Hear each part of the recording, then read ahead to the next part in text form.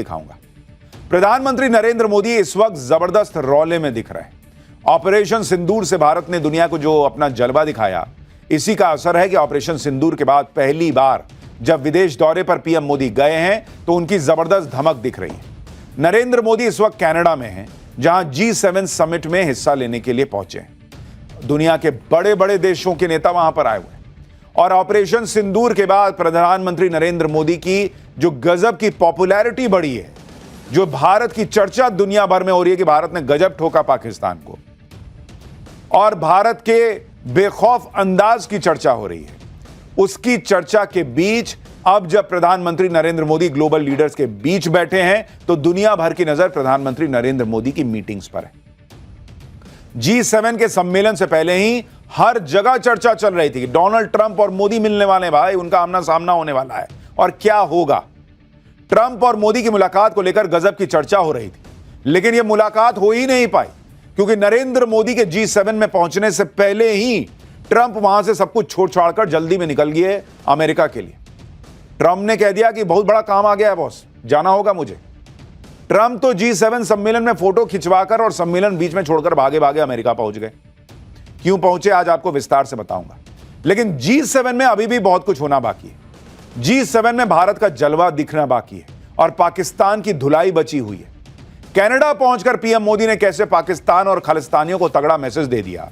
G7 बीच में छोड़कर जाने वाले ट्रंप क्या बड़ा करने वाले हैं, और ईरान और इजराइल के बीच जो युद्ध चल रहा है उसमें भारत की भूमिका क्या होगी, पाकिस्तान को नरेंद्र मोदी कैसे एक्सपोज करने वाले हैं, ग्लोबल लेवल पर एक महायुद्ध सामने खड़ा हो गया है क्या।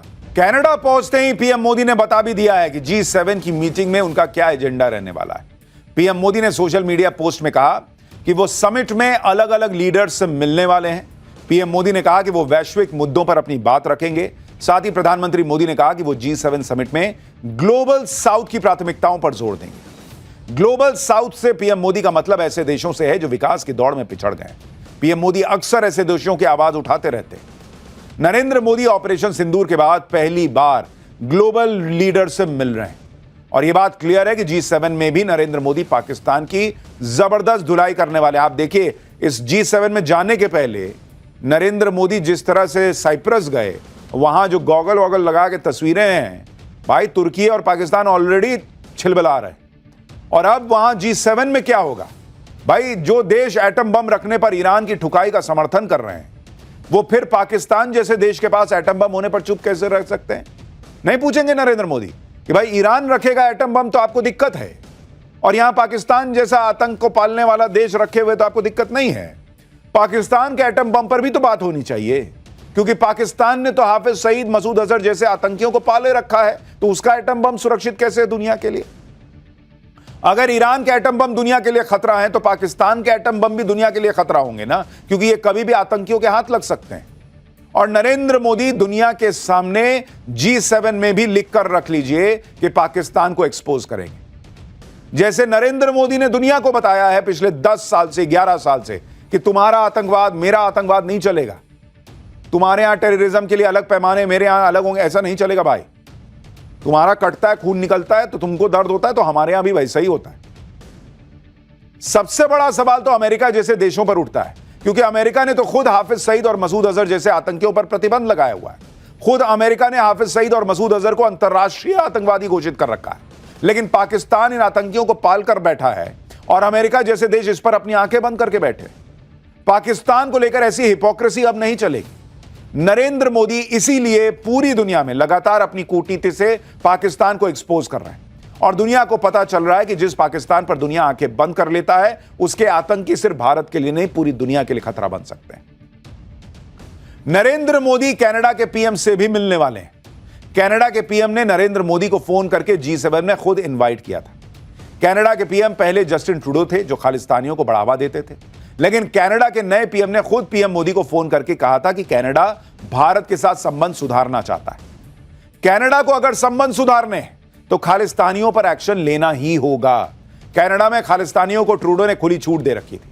नरेंद्र मोदी कनाडा के नए पीएम से साफ साफ कहेंगे कि कनाडा में भारत विरोधी हरकतें बर्दाश्त नहीं होंगी, इन्हें बंद करो। जैसे भारत ने पाकिस्तान को कहा है कि टेरर और टॉक साथ नहीं चल सकते, आतंक और पानी का बहाव साथ नहीं चल सकता।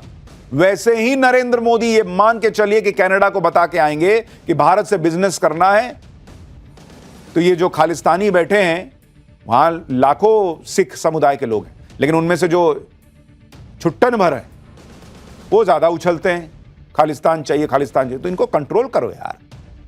ये बोल के आएंगे मोदी। भारत का विरोध करने वाले दुनिया में कहीं भी रहें, नरेंद्र मोदी किसी को छोड़ने वाले नहीं। कल ही हमने आपको बताया था कि G7 में आने से पहले ही नरेंद्र मोदी ने तुर्की को निपटाया था। पीएम मोदी ने G7 में आने से पहले साइप्रस जाकर गजब का मास्टर स्ट्रोक खेला, जिससे पाकिस्तान के दोस्त तुर्की की हालत खराब हो गई। तुर्की कश्मीर के मामले में पाकिस्तान का साथ देता है, तो नरेंद्र मोदी साइप्रस में उस जगह तक गए जहां तुर्की अवैध कब्जा करके बैठा है, और तुर्की को मैसेज दिया कि कश्मीर के बारे में बोलना बंद कर दो, वरना हम जब साइप्रस के साथ खड़े होंगे तो जैसे पाकिस्तान को मारा तुमको खुल्लम खुल्ला मार देंगे। बेकार की बात ना करो। नरेंद्र मोदी तो पाकिस्तान के दोस्तों से लेकर कनाडा के खालिस्तानियों तक सबकी जबरदस्त धुलाई कर रहे हैं, लेकिन इसी बीच डोनाल्ड ट्रंप क्यों G7 की मीटिंग छोड़कर अचानक अमेरिका भाग गए, इसकी चर्चा भी खूब हो रही है। G7 देशों का यह सम्मेलन कनाडा में तब चल रहा है जब इजराइल और ईरान का युद्ध अब हदें पार कर चुका है। अब तक जो बमबारी हुई थी वो सिर्फ ट्रेलर थी बॉस, असली पिक्चर तो अब शुरू होगी, क्योंकि अब अमेरिका इस युद्ध में कूद सकता है। और इस बात की चर्चा तब से हो रही है जब से डोनाल्ड ट्रंप G7 की मीटिंग बीच में छोड़कर अचानक अमेरिका भागे भागे चले गए। अब कोई हल्की फुल्की बात तो होगी नहीं कि G7 की मीटिंग छोड़े और चले गए। कुछ तो ऐसा साइन करना होगा, कुछ तो ऐसा ऑर्डर देना होगा, कुछ तो ऐसी मीटिंग करनी होगी जो फोन पे नहीं हो सकती, जो ऑनलाइन नहीं हो सकती। ट्रंप का वहां अमेरिका में रहना जरूरी होगा, इसीलिए ना गए होंगे दौड़ के, नहीं तो कोई G7 जैसा समिट छोड़ के जाता है। ट्रंप ने यहां तक कह दिया कि वो ईरान इजराइल के बीच कोई सीज फायर नहीं करवाने जा रहे, बल्कि इससे भी बहुत बड़ा होने वाला है। इसके बाद से पूरी दुनिया में खलबली मची है कि डोनाल्ड ट्रंप ईरान के मामले में क्या बड़ा करने वाले हैं। क्या कुछ ऐसा होने वाला है जिसकी कल्पना किसी ने नहीं की? क्या ट्रंप ईरान के सुप्रीम लीडर अयातुल्लाह खामेनी को मारने का ऑर्डर देने वाले हैं? क्या ट्रंप सीधे इजराइल और ईरान के युद्ध में कूदकर ईरान को बर्बाद करने वाले हैं? क्या ट्रंप अमेरिका के ताकतवर हथियारों से ईरान की न्यूक्लियर साइट को धुआं धुआं करने वाले हैं? क्या ट्रंप ईरान में तख्ता पलट करने वाले हैं? क्योंकि भाई एक चीज तो क्लियर है, यह आदमी बीच में G7 समिट छोड़ के ऐसे ही नहीं गया होगा। यह हल्की बात नहीं है, और ट्रंप का कोई भरोसा भी नहीं। वो कुछ भी कर सकते हैं, वो कुछ भी कर सकते हैं। ट्रंप के दिमाग में कुछ बड़ा प्लान तो चल रहा है, और उन्होंने इसके संकेत दिए हैं। ट्रंप पहले ही धमकी दे चुके हैं कि सभी लोग तुरंत ईरान की राजधानी तेहरान को खाली कर दें। अब तेहरान खाली करा रहे हैं तो हवा में तो नहीं करा रहे होंगे, मैं जाऊंगा पिकनिक मनाऊंगा, इसका मतलब तेहरान पर संकट है। ट्रंप ईरान को धमका चुके हैं कि ईरान तुरंत डील करे, क्योंकि ऐसा नहीं होगा तो टाइम भी नहीं बचा है। ट्रंप ईरान में टोटल तबाही के संकेत दे चुके हैं। ट्रंप G7 की मीटिंग से भी यह कहकर निकले कि उन्हें कनाडा से जल्दी निकलना होगा, और कनाडा से निकलते ही वो कुछ बड़ा करने वाले हैं। ट्रंप ने तो साफ साफ कह दिया कि अब कोई सीज फायर भी नहीं होगा, बल्कि ईरान का चैप्टर ही क्लोज होगा। सुनिए ट्रंप का वो बयान जिसको लेकर दुनिया भर में हंगामा मच गया है कि क्या ही होने वाला है। फिर आपको बताऊंगा कि ट्रंप अगर ईरान इजराइल के युद्ध में कूदे तो क्या कयामत आएगी।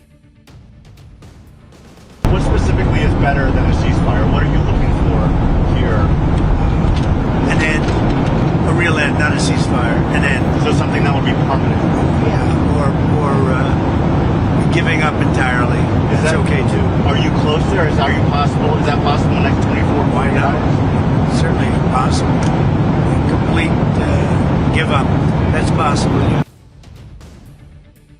हालांकि चर्चा इस बात को भी लेकर हो रही है कि यही अमेरिका का डबल स्टैंडर्ड है, दोगलापन है।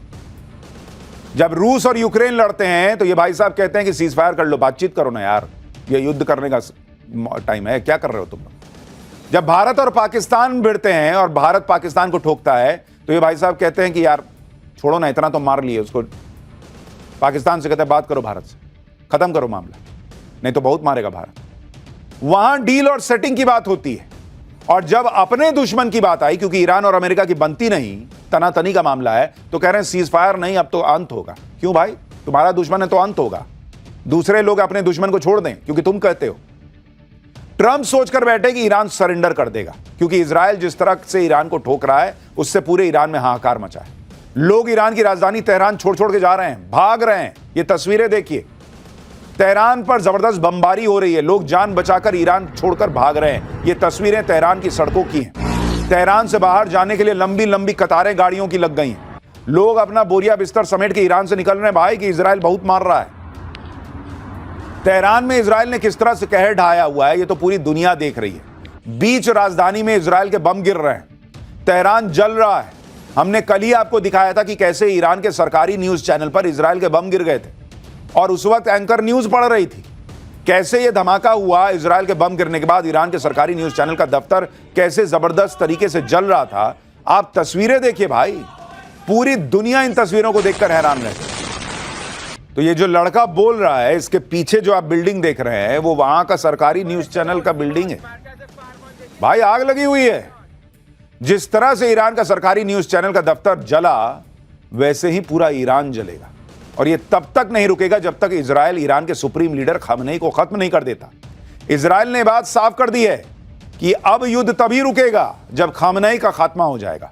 खामनेई को इजराइल पहले ही मार देता, लेकिन डोनाल्ड ट्रंप ने इजराइल को रोक रखा था। लेकिन अब जब ट्रंप खुद ईरान के अंत की बात कर रहे हैं तो इसका सीधा मतलब यह है कि खामनेई का खेल खत्म हो सकता है। इस वक्त इजराइल और अमेरिका के 3 टारगेट हैं। पहला टारगेट ईरान के न्यूक्लियर प्लांट्स को पूरी तरह से बर्बाद कर देना, दूसरा टारगेट है ईरान के सुप्रीम लीडर अयतुल्लाह खामनेई का खात्मा कर देना और तीसरा टारगेट है ईरान में खामनेई को हटाकर वहां पर नई सरकार बनाना। इसमें 2 टारगेट पर तो इजराइल ऑलरेडी काम कर रहा है, लेकिन तीसरे टारगेट यानी ईरान में तख्ता पलट को करना और वहां पर कट्टरपंथियों को सरकार से हटाने के लिए ईरान का सरेंडर करना जरूरी है। और ईरान यह सरेंडर तभी करेगा जब अमेरिका इस युद्ध में कूद जाए, क्योंकि अमेरिका अगर कूदा तो इसका मतलब यह है कि फिर ईरान की टोटल तबाही। ईरान को दुनिया में फिर कोई बचा नहीं सकता, क्योंकि अमेरिका के पास ऐसे ऐसे हथियार हैं जो ईरान को तुरंत सरेंडर करवा देंगे। आप खुद देखिए, ईरान के खिलाफ अमेरिका के बंकर बस्टर बॉम्ब सबसे घातक साबित हो सकते हैं। ये ऐसे बॉम्ब हैं जिनका इस्तेमाल उन ठिकानों को उड़ाने के लिए होता है जो जमीन के अंदर छिपे होते हैं। आप देखिए ना भाई, देखिए वो अंदर जाके फोड़ दे रहा है। ये बंकर बस्टर बॉम्ब है, इसमें इतनी ताकत होती है जमीन का सीना फाड़ के अंदर चला जाता है, जमीन नहीं रोक पाती, कहता हटो यार मैं अंदर जाके मारूंगा। यह बॉम्ब खास तौर पर बंकर टनल को खत्म करने के काम आता है। अमेरिका के पास सबसे आधुनिक GBU-57 AB पेनिट्रेटर बॉम्ब भी है। यह देखिए, इस बॉम्ब का वजन 13,600 किलोग्राम है। यह बॉम्ब जमीन के अंदर 200 फीट की गहराई में जाकर फटने की क्षमता रखता है। पहले 200 फीट अंदर जाएगा तब फटेगा। देखिए, किसी भी अंडरग्राउंड टारगेट को तबाह करने के लिए एक के बाद एक बंकर बस्टर बॉम्ब्स को गिराकर जमीन के अंदर छिपे टारगेट को ध्वस्त किया जा सकता है। यह घातक बॉम्ब सिर्फ अमेरिका के पास है, इसलिए ईरान के खिलाफ अमेरिका के युद्ध में कूदने का मतलब है ईरान की संपूर्ण तबाही। और ऐसा भी नहीं कि अमेरिका इजराइल को यह बॉम्ब दे दे और इजराइल ईरान को ठोक दे, क्योंकि ये जो बंकर बस्टर बॉम्ब्स हैं ये अमेरिकी एयरफोर्स के B-2 स्पिरिट स्टेल्थ बॉम्बर से ही गिराए जा सकते हैं। मतलब उधारी का मामला नहीं है कि ये काम करे इजराइल लो मार दो तुम ही मार दो, ये नहीं, ये इससे गिरेगा। अमेरिका के B-2 बॉम्बर प्लेन 18,000 किलोग्राम का पेलोड ले जा सकते हैं। हालांकि अमेरिकी एयरफोर्स का दावा है कि वो B-2 के साथ 2 बंकर बस्टर बॉम्ब ले जा चुके हैं जिनका कुल वजन 27,000 किलोग्राम था।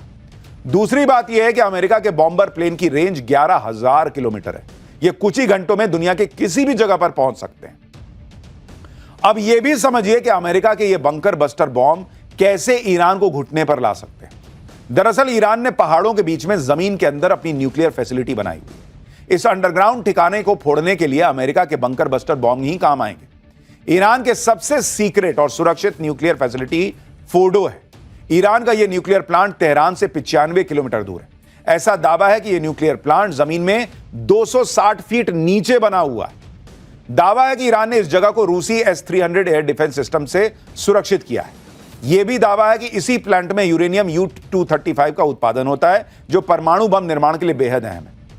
वैसे तो इजराइल ईरान के एक और परमाणु ठिकाने नतांज तक अटैक कर चुका है, लेकिन फोर्डो अभी इजराइल के हमले से सुरक्षित है और यह भी माना जा रहा है कि फोर्डो प्लांट को खत्म करने तक इजराइल के हमले रुकेंगे नहीं।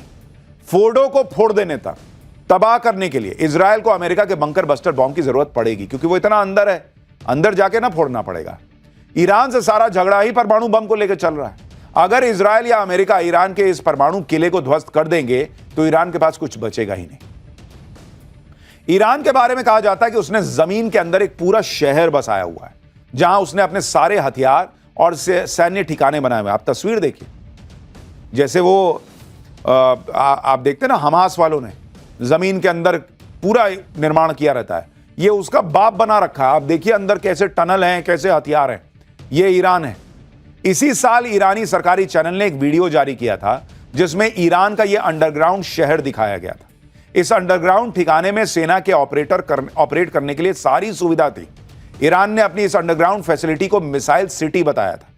ईरान की इसी तरह की अंडरग्राउंड सैन्य अड्डों को उड़ाने में अमेरिका के बंकर बम बहुत काम आ सकते हैं। लेकिन अमेरिका और इजराइल दोनों इस बात को अच्छी तरह से समझते हैं कि ईरान का कितना भी नुकसान हो जाए, ईरान कितना ही बर्बाद हो जाए, जब तक ईरान का सुप्रीम लीडर खामनेई जिंदा रहेगा तब तक ईरान अमेरिका और इजराइल के लिए नासूर बना रहे। इसलिए इजराइल और अमेरिका दोनों का मानना है कि भाई ये खामनेई को तो मारना होगा। इजराइल के डिफेंस मिनिस्टर ने तो यहां तक कह दिया कि खामनेई का हाल सद्दाम हुसैन जैसे होने वाला है। सद्दाम हुसैन इराक का राष्ट्रपति था जिसका तख्ता पलट अमेरिका ने 2003 में कर दिया था। अमेरिका सेना लेकर 2003 में इराक में कूद गया था और सद्दाम हुसैन को पकड़ लिया था। सद्दाम हुसैन को पकड़कर अमेरिका ने उस पर केस चलवाया और उसे फांसी दिलवा दी थी। सद्दाम हुसैन का जैसा हाल अमेरिका ने किया था वैसा ही खामनेई का हाल अमेरिका और इजराइल मिलकर करना चाहते हैं। सबसे दिलचस्प बात यह है कि अमेरिका ने इराक में घुसकर सद्दाम हुसैन का तख्ता पलट यह कहकर किया था कि सद्दाम हुसैन के पास वेपन ऑफ मास डिस्ट्रक्शन है जो दुनिया के लिए खतरा है। ईरान पर भी इजराइल ने यह कहकर हमला किया है कि ईरान कुछ ही वक्त में एटम बम बना लेने वाला है जिससे वो दुनिया के लिए खतरा बन गया है। हालांकि इराक में वेपन्स ऑफ मास डिस्ट्रक्शन वाली अमेरिका की थ्योरी बाद में गलत साबित हुई थी। ईरान के मामले में भी यह क्लियर नहीं है कि वो एटम बम हासिल करने के करीब है भी या नहीं। लेकिन अब इस बात का कोई मतलब नहीं रह गया कि ईरान एटम बम हासिल करने वाला था या नहीं, क्योंकि अब अमेरिका और इजराइल दोनों का मकसद सिर्फ ईरान के एटम बम खत्म करना नहीं बल्कि पूरी तरह से ईरान को खत्म कर देना है, वहां तख्ता पलट कर देना है। अगर ईरान एक बार अमेरिका इजराइल के कब्जे में आ गया तो फिर यहां से मिडिल ईस्ट का गेम पलट जाएगा। आपको नक्शे से समझाता हूं कि ईरान की अहमियत क्या है, जरा आप इसको समझिए कि ईरान चीज क्या है। जरा इस मैप को देखिए आप। जब आप इसको देखेंगे तो आपको समझ में आएगा कि भाई हम किस जगह की बात कर रहे हैं। इसमें अगर आप गौर करेंगे ये पूरे मिडिल ईस्ट में वर्चस्व की जंग की बात है, क्योंकि आप ये देखिए, ये जो आप हिस्सा देख रहे हैं काला हिस्सा, ये तेल अवीव है। यानी इजराइल यहां से बैठकर यहां ईरान को ठोक रहा है बॉस। यहां इतना दूर, मतलब ये करीब करीब आप मान के चलिए कि अगर आप तेल अवीव और तेहरान की दूरी देखेंगे ये ऑलमोस्ट जो है मान के चलिए 2000 किलोमीटर के आसपास है। तो यहां से ठोक रहा है ईरान को। लेकिन अगर आप पूरे इस मैप को देखेंगे, भाई यहीं पर इराक है, सीरिया है, तुर्की है, अर्मीनिया है, अजरबैजान है, तुर्कमेनिस्तान है, अफगानिस्तान है, इधर पाकिस्तान है और सऊदी अरब है, और यहां पर इजराइल जो है वो बैठा हुआ है। यानी अगर ईरान जो अगर आप मिडिल ईस्ट की बात करेंगे, मिडिल ईस्ट में यहां पर ईरान जो है वो एक बड़ा देश है। अमेरिका अगर ईरान में घुस गया तो फिर तुर्की, रूस, चीन की तिकड़ी का मिडिल ईस्ट में खेल खत्म हो जाएगा और अमेरिका फिर से पूरी दुनिया का दादा बन जाएगा। आप एक बार इस तस्वीर को भी देखिए। अब इसमें आपको अमेरिका भी नजर आएगा। ये देखिए यहां पर अमेरिका है और ये हम आपको पूरा जो है वो मिडिल ईस्ट का हिस्सा दिखा रहे हैं जहां पर यूएई, ईरान, इजराइल आपको यहां पर दिखाया, Egypt, Saudi Arabia, Ethiopia, south Africa. लेकिन यहां पर आप देखिए ईरान जो है वो एक बड़ा देश है, बिल्कुल सेंटर में आप यहां देखिए, और इसलिए इसकी अहमियत बढ़ जाती है। यहां पाकिस्तान है, यहां अफगानिस्तान है, जहां पर अफगानिस्तान में अमेरिका घुसा था। लेकिन भाई ईरान में जाने का मतलब है कि आप मिडिल ईस्ट में एक बहुत बड़े देश को कब्जा कर लें, और वहां पर तेल का खेल भी है, यह भी याद रखिए। अफगानिस्तान में वो नहीं था। और यहां ईरान जो है, अगर ईरान में अमेरिका घुस गया तो रूस और चीन और ये तुर्की है, ये सब अनकंफर्टेबल हो जाएंगे। इसलिए ये ईरान में घुसना अमेरिका का जो है वो कोई मामूली बात नहीं होगी, ये याद रखिए। यही वजह है कि आप देखिए कि चीन, रूस और तुर्की तीनों ये बात कह रहे हैं कि इजराइल ईरान का युद्ध तुरंत खत्म होना चाहिए। चीन, रूस और तुर्की तीनों खुलकर ईरान पर इजराइल के हमले की आलोचना कर चुके हैं, क्योंकि इजराइल और ईरान के युद्ध से रूस और चीन के बीच होने वाली गैस डील पर खतरा हो सकता है। रूस पाइपलाइन के जरिए हर साल चीन तक 50 बिलियन क्यूबिक मीटर गैस देने की डील करने वाला है। इसके लिए सितंबर में पुतिन चीन भी जाने वाले हैं। दूसरी बात यह है कि रूस और ईरान अच्छे पार्टनर हैं। यूक्रेन से युद्ध में ईरान ने ही रूस को कामिकाजे ड्रोन दिए थे। ऐसी भी रिपोर्ट है कि रूस को ईरान से सैकड़ों फतह 360 बैलिस्टिक मिसाइल भी मिली, जो शॉर्ट रेंज में हमला करने में काफी कारगर है। रूस को यह डर है कि अगर ईरान पर मुसीबत आई तो मिडिल ईस्ट में वो अपना एक अहम साथी खो देगा, मिडिल ईस्ट में उसका प्रभाव कम हो जाएगा और रूस ऐसा कभी नहीं चाहेगा क्योंकि ऑलरेडी वो उसके दोस्त कम हो रखे हैं, इसलिए भी वो युद्ध में उतर सकता है।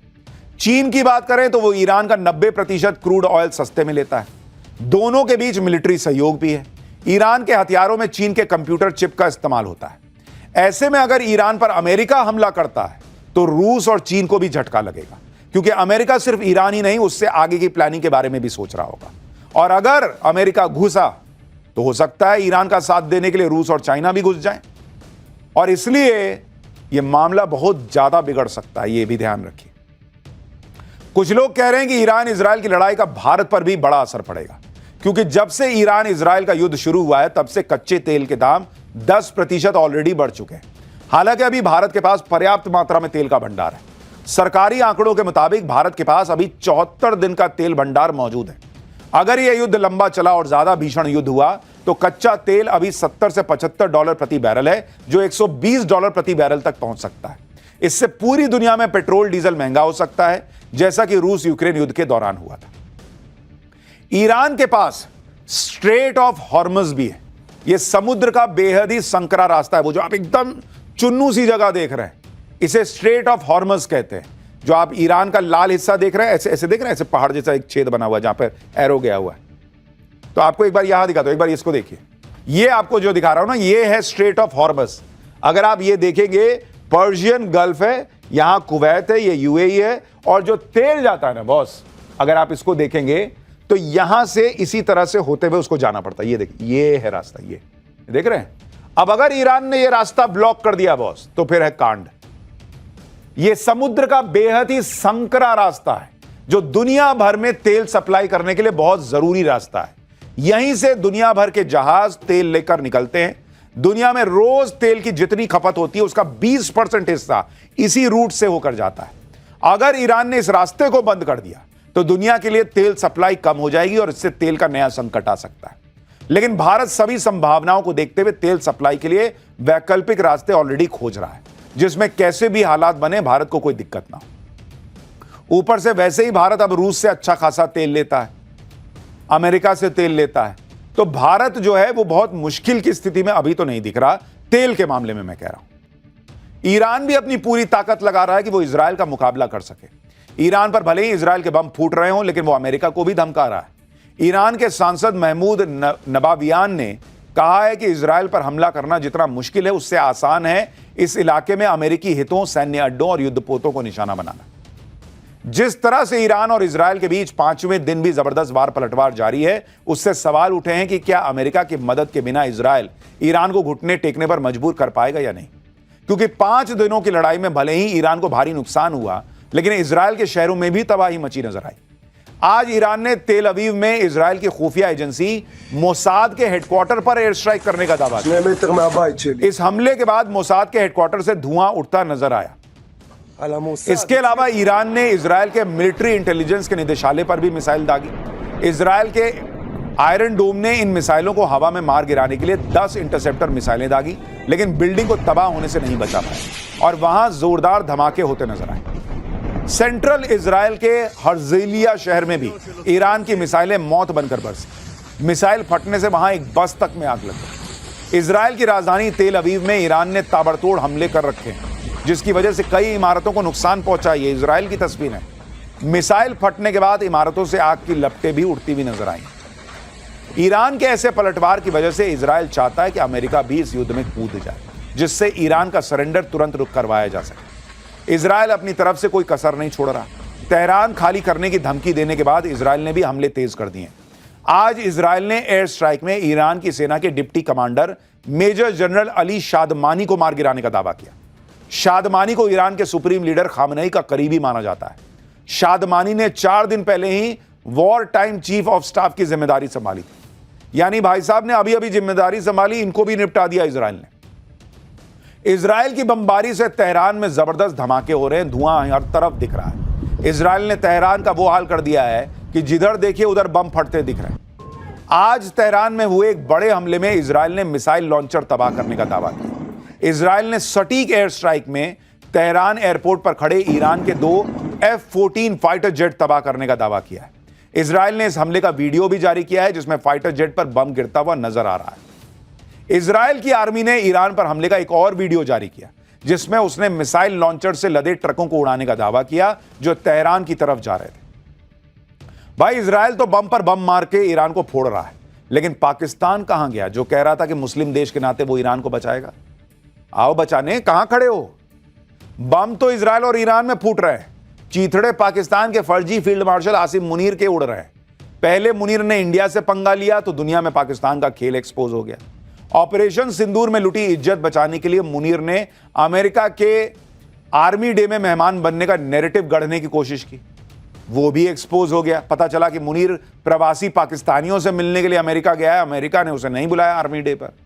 उसकी इस मुलाकात का एक वीडियो भी वायरल हो रहा है जिसमें साजिद तरार भी नजर आ रहा है जो पहले मोदी सरकार की तारीफ करते नहीं थकता। लेकिन प्राइवेट दौरे पर अमेरिका पहुंचे मुनीर की वहां भी भयंकर छीछा-लेदर हो गई। अमेरिका में ही पाकिस्तानियों ने मुनीर को घेर लिया और भर भर के कोसने लगे। ये तस्वीरें वॉशिंगटन के उस होटल की हैं जिसमें मुनीर ठहरा हुआ है। उसके बाहर पाकिस्तानियों ने एक बिलबोर्ड लगा दिया जिसमें मुनीर के अत्याचारों के खिलाफ नारे लिखे नजर आए। और जब मुनीर की कार होटल के बाहर पहुंची तो उसे गीदड़, शेम ऑन यू और भी न जाने क्या क्या कहा गया। सुनिए कैसे मुनीर की छीछा-लेदर हो रही है अमेरिका में, और कर भी रहे हैं पाकिस्तानी। अब इन पाकिस्तानियों को शायद ये नहीं पता कि आसिम मुनीर, शहबाज शरीफ, इनकी चमड़ी बहुत मोटी है, इनको शर्म नहीं आती, शेम शेम बोलने से क्या होगा।